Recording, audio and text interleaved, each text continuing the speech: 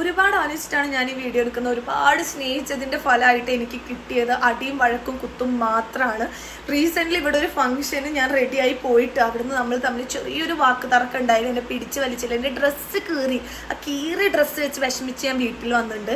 And ഞാൻ food കഴിച്ചില്ലെങ്കിലും വീട്ടുകാർ അയച്ചിരുന്ന പൈസയൊന്നും ഞാൻ അവർക്ക് ഫുഡ് ഉണ്ടാക്കി കൊടുത്തിട്ടുണ്ട്. എനിക്ക് അത്രയ്ക്ക് വിഷമമാണ് ഒരു നേരം കണ്ടില്ലെങ്കിൽ പോലും. ആൻഡ് വീട്ടുകാർ അറിയാണ്ട് നിൽക്കുന്നതിൻ്റെ ഫലമാണെന്ന് തോന്നുന്നു. എനിക്ക് വീട്ടുകാരെ വിളിച്ച് പറയാൻ പറ്റില്ല ഇതൊക്കെ അനുഭവിക്കുന്നത്.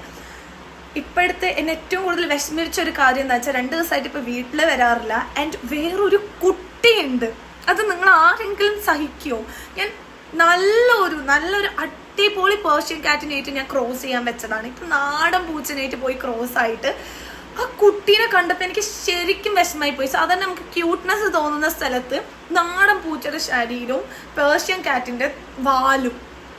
നിങ്ങൾക്കത് എനിക്കത് കണ്ടപ്പോൾ പണ്ട് ഞാൻ വരക്കുന്ന വിചിത്ര ജീവിനെ പോലെയൊക്കെയാണ് തോന്നിയത്. എന്ത് പരിപാടിയാണ് കാണിച്ചത്. എന്നിട്ട് ഇപ്പം വീട്ടിൽ വന്നിട്ട് വൻ ഡ്രാമ എന്നൊക്കെ പറഞ്ഞാൽ ഫുഡ് കഴിക്കുന്നില്ല. കഴിക്കണ്ട, ഇനി ഞാൻ ഫുഡ് കൊടുക്കത്തില്ല. ഫുഡ് കൊടുക്കുന്നത് മാത്രമല്ല, ഇനി എവിടെയെങ്കിലും പോയി അലഞ്ഞ് തിരിഞ്ഞ് നടന്നോട്ടെ. നാട് മൊത്തം പേർഷ്യൻ കാറ്റിൻ്റെ ബ്രീഡ് ഉണ്ടാക്കി നടക്കുക.